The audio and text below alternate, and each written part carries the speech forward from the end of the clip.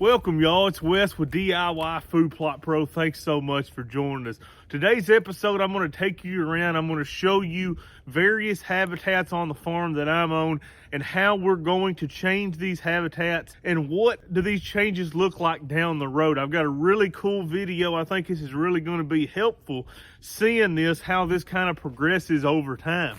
My name is Wes. I run the channel DIY Food Plot Pro.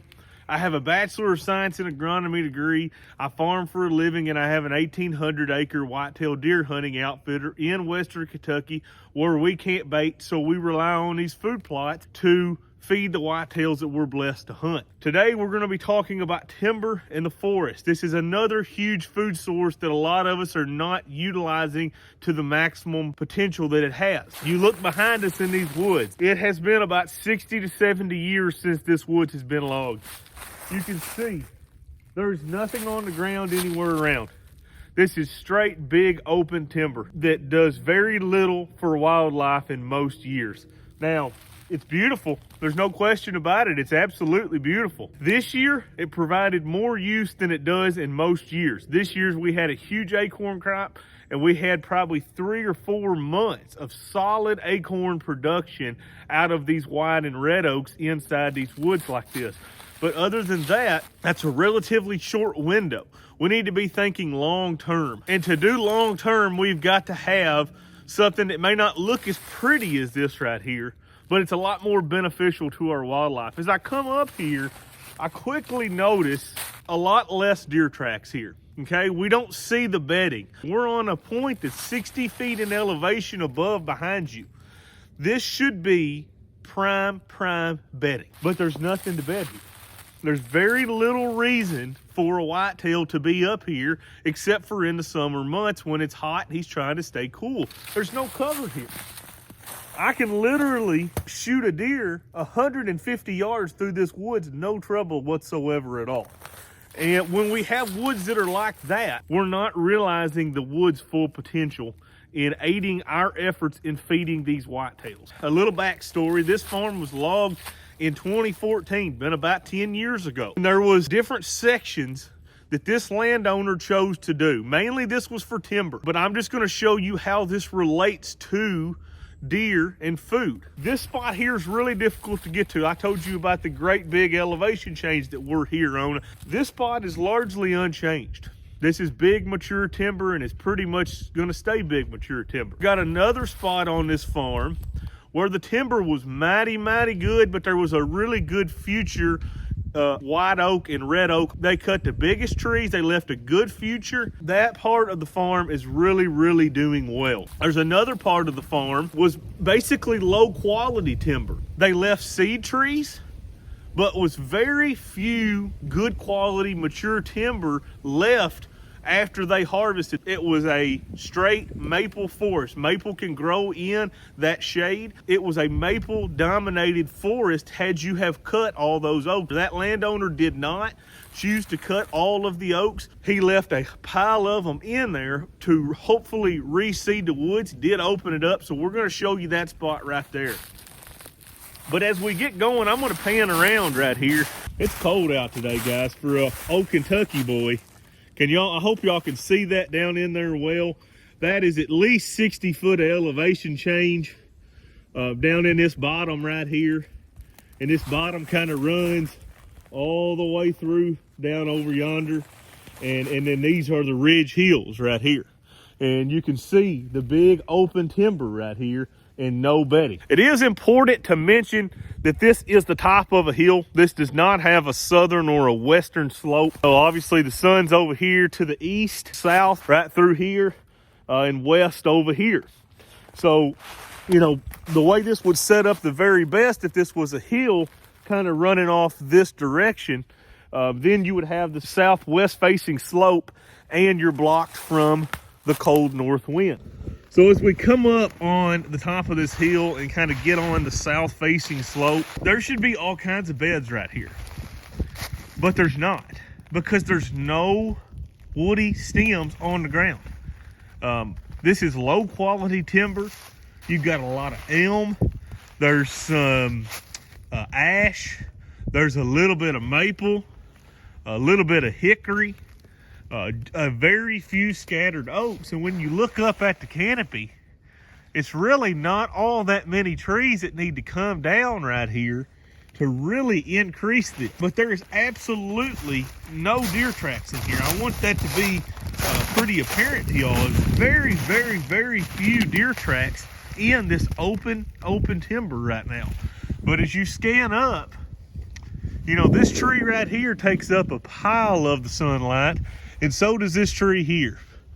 Other than those two, everything else is relatively small, and you can get a lot of sunlight in here quickly. Now we're moving off down to a portion of that I would expect to start seeing some more deer tracks, because maybe even a few deer beds in here, because we've got some stuff for deer to eat in here. And this is still relatively poor. There's still very little woody browse. There's another bed right here. So as we get into areas where the habitat's just a little bit better, we start getting into beds, we start getting into more tracks. This is giving deer more what they need right here. Even though this is still really poor for the most part, giving the deer some cover. There's several deer beds right in here. And this is more what we're looking for. It's still not great habitat right here. This is low quality habitat right here, but at least there is some cover here. And that is a big deal on the farms that I am on right now, is cover. I mean, look at this trail right here. They're clearly going straight to this area right here. But then as soon as we get out of this area, look right here. We're open to wide, but open again. So you're talking about a half of an acre area at the very most that's just marginal. That's really not good. It's just marginal at very best.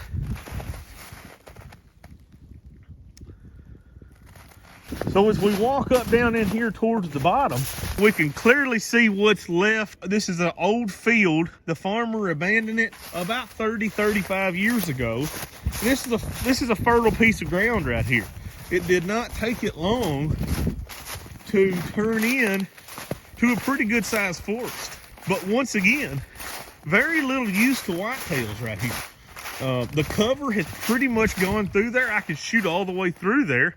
That's 75 to 100 yards. The cover aspect of it is gone. These trees that used to be, all of them were this size, have now turned in to that size. A lot of poplar, a lot of sycamore down here, low timber value, extremely low timber value, but set up pretty good for a lot of habitat improvement in here. This is an area that I'm gonna target to try to thicken this up a good bit, and I'm also going to target that area up in there on that hill. That's going to be, I'm going to do a lot of cutting up through there. I'm also going to do some cutting right through here, try to thicken this back up. At one time, this was a mighty good thicket, but this has really turned in to be just a useless area in this deer woods that's of very little value. This timber is getting so big, it really wouldn't take all that much cutting to really get a lot of light down in here and to start getting a lot of good quality growth. Right there's the field that we hunt a lot. So my plan is, on the edge of that field, we're going to probably put some switch.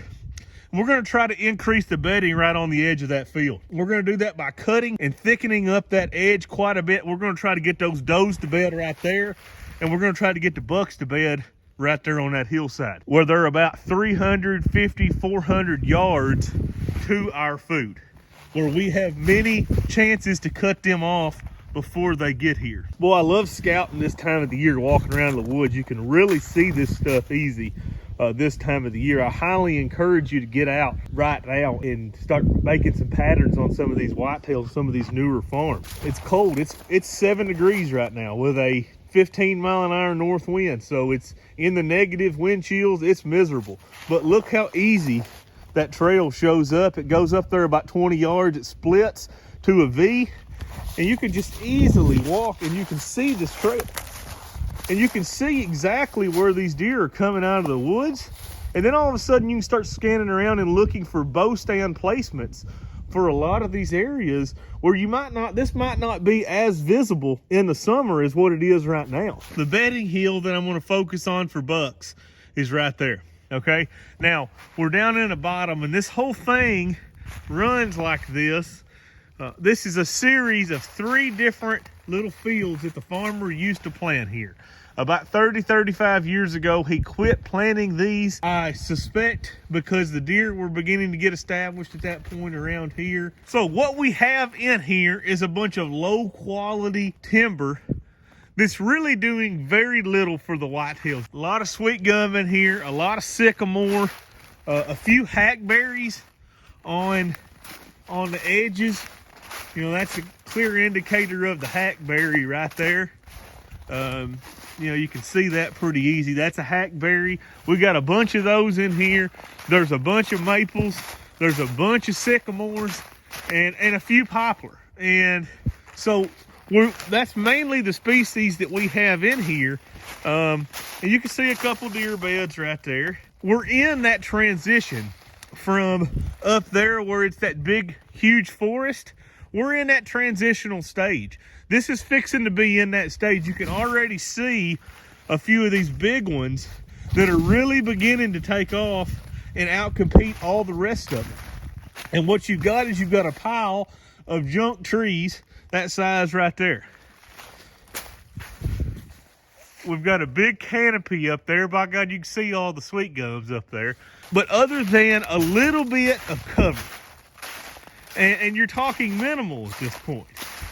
I could easily drive a four-wheeler through here. You're talking minimal cover at this point. You have very little reason for a whitetail to be here other than for just that little bit of cover. These are prime areas to really change, to come in and to cut and to open this back up and let that first year of regeneration take place. This is going to be regeneration. We're going to cut a lot of these trees down in here and we're going to let them take back over. It's not going to be all that difficult to do. There's a lot of stems in here for sure, but there's not all that many trees that are taking up the canopy. You can see all the sweet gum balls up there. There's just full of them. The whole sky's full of them.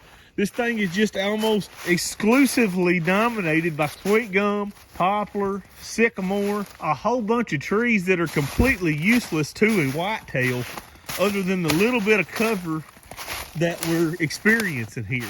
We go in here and we open this up and we're going to see the difference really, really quickly in these fertile bottom type ground. And we're going to move up here to an area of the farm that was logged, but there was good timber here. The landowner cut a lot of timber. Look at all the tracks, first off. Look at all the absolute tracks. That is just plumb full. But this is an area where the landowner took some of the big oak trees out, left a big future for oak trees.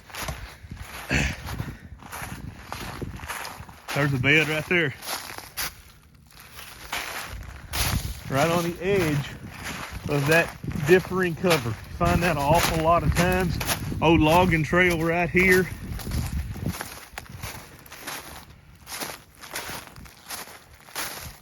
Look at there. There's a bed. Yep, 100%. Don't get much easier to figure than that right there. So, when we walk through here, we're looking at what's the difference in here. What's the difference between where we just came from, where we saw no beds, and where we're at now? We've got some cover on the ground. We've got some woody browse. Not a ton of it. Now, this is not specifically managed for whitetails. This was more for timber. You can see, look right there where they've been eating on them. You got woody browse in here. This is a huge, huge difference between, here's another bed. They're easy to see right now because everything else is froze. There's another one. Hope y'all can, someone get out of your light where y'all can see that. Right there. Another one right here behind me. So, this just rings home the message. One right there. this rings home the message, what deer need, what they want. Give it to them and you're gonna find out. There's another one. So this area is clearly identifying to whitetails that they like this area right here. You see browse up here where they've ate that off? Here as well. There's a lot of woody browse in here. Now, is this the best habitat? No, but this gives whitetails what they're needing. You know, for a strictly a wildlife standpoint, I think you want thicker than this right here. But from a timber and wildlife standpoint, I think this is a good mix. You know, you can see where we've taken out big trees, but there's still a stand of high quality oaks in here. This has not been high graded, as they call it in the timber industry. This has been basically managed for your future. There's a rub. If y'all can see that right there. This is clearly identifying with whitetails. This is what this is where they're wanting to be. This is where they're spending their time bedding. I mean, I don't know if y'all can see all those or not. There's a ton of rubs up through there. See all these? Hope y'all can see that. There's one here. There's two behind it. Just saw another one over here.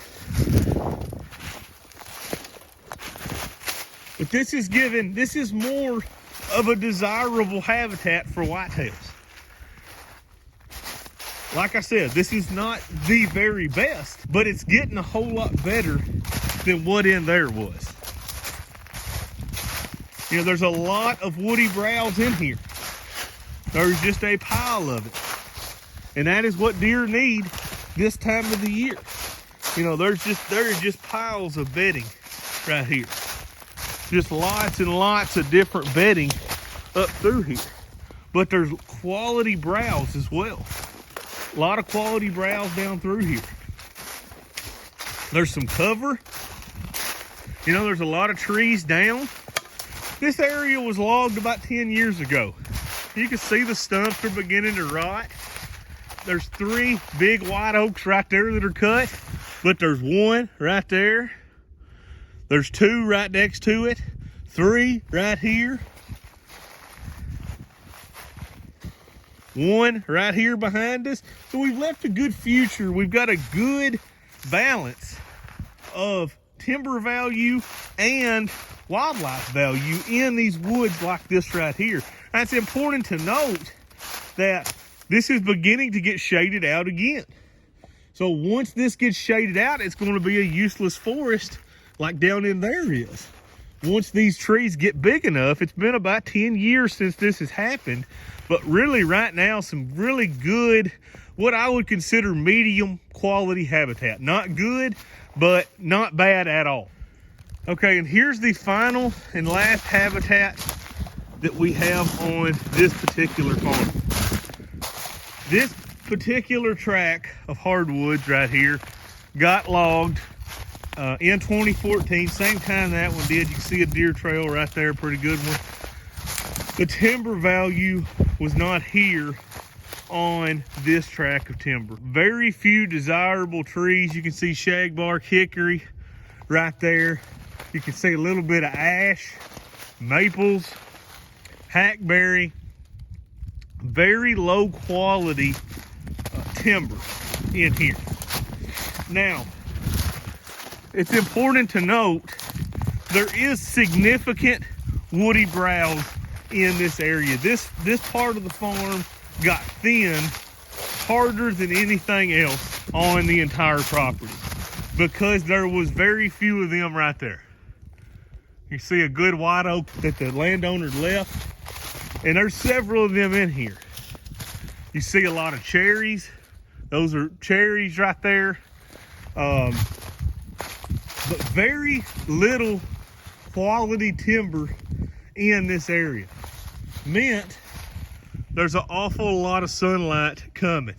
You know, you can see this a little bit better from this point of view, how much woody browse there is on the ground. If this was mine,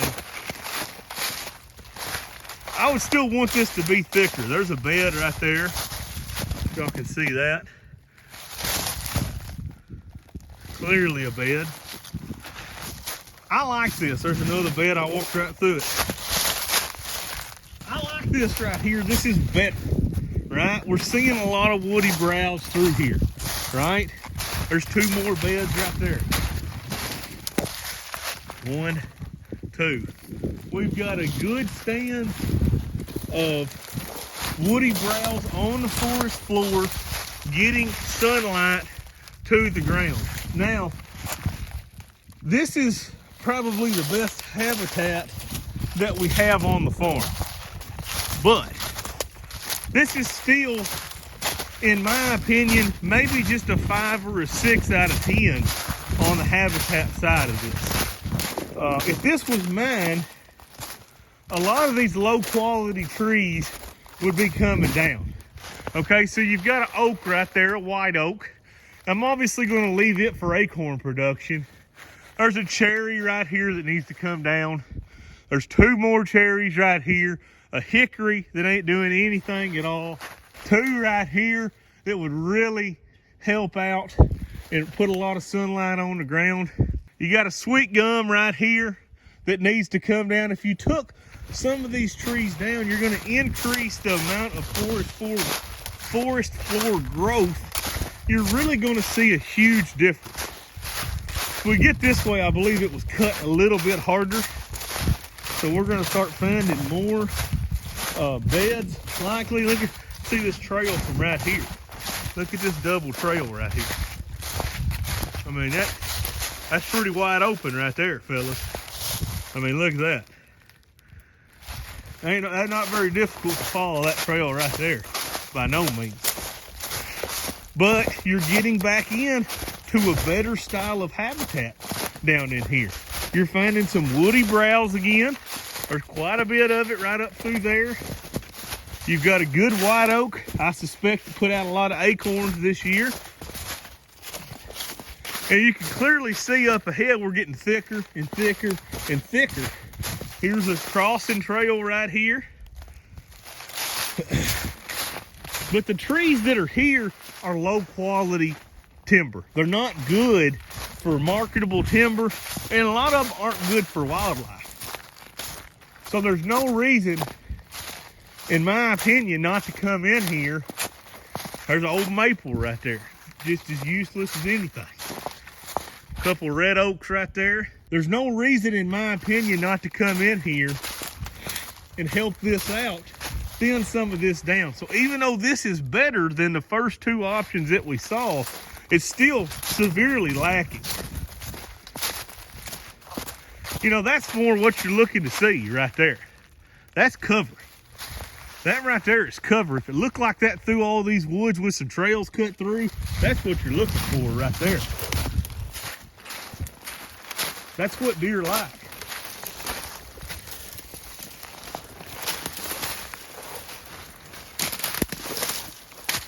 Look at that right there. That's perfect.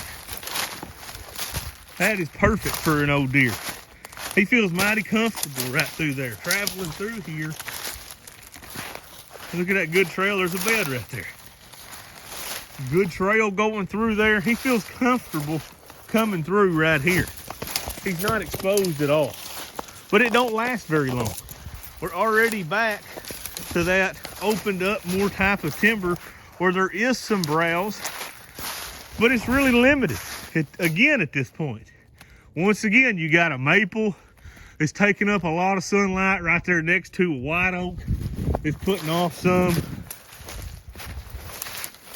Another maple. So you can see just what kind of a difference that we could end up making in some of these areas by putting some sunlight on the forest floor. And right now, this farm is severely lacking sunlight on the forest floor in general. There's some pockets that is pretty decent, but there's a lot of pockets where it's absolutely terrible. You know, right there. So that's the spot that we were just talking about, that a deer feels comfortable right there, and then all of a sudden we see a bed right next to it. Woody browse all around, thorns, briars. There's another bed right there. He's relating to cover. Look at that in front of you. That's impenetrable in front of you right there, right? Ain't nothing getting through that. Ain't no coyotes getting through that right there. You got one here, you had one right there, and there was another one just on the side of that hill. I'm guessing these are the deer that get to choose more on where they're bedding at. They've got the more premier spots right there. And then you've got your trail right here. Look at the tracks in that. That's the difference, guys, in quality habitat and non-quality habitat. As soon as we get into these areas where we start seeing the woody browse, we start seeing the briars, the vines, all of a sudden, we start seeing deer beds. And that is absolutely by design. They want to be in that cover and feel comfortable. They don't want to be exposed. So a big thing that we're lacking in West Kentucky is going to be cover. We have got hundreds of acres of ag all the way around us.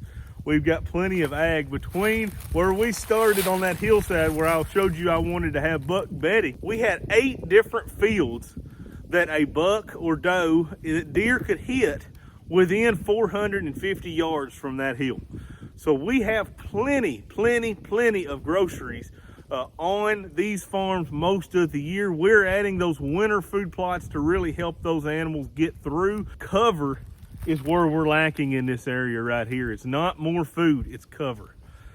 Certainly the wintertime food is going to help them, but what's going to make this farm different than all the neighboring farms around is cover. And I'm really excited to bring you this series where we're going to get out here and I'm going to show you how I do this, how we put these trees on the ground. We're going to use a little bit of everything. We're going to fell some trees. We're going to girdle some trees. We're going to hinge cut some trees. We're going to cut some trees and not spray them. And we're going to cut some trees and spray them with a herbicide. So I'm excited to bring that episode to you guys. That's probably going to be several different episodes as I'm looking at a fairly big project right here to do. But this is a perfect time of year to get out and evaluate your woods, decide what is best for you. If you need some extra help on your food plots, I've got a website set up, www.diyfoodplotpro.com. I have a monthly and a yearly subscription where you can sign up, you can text or email me questions, and I personally will answer those. If you're interested in that service, go to www.diyfoodplotpro.com. Thank you guys for watching. I really appreciate it. Smash that like and subscribe button if it's been helpful to you.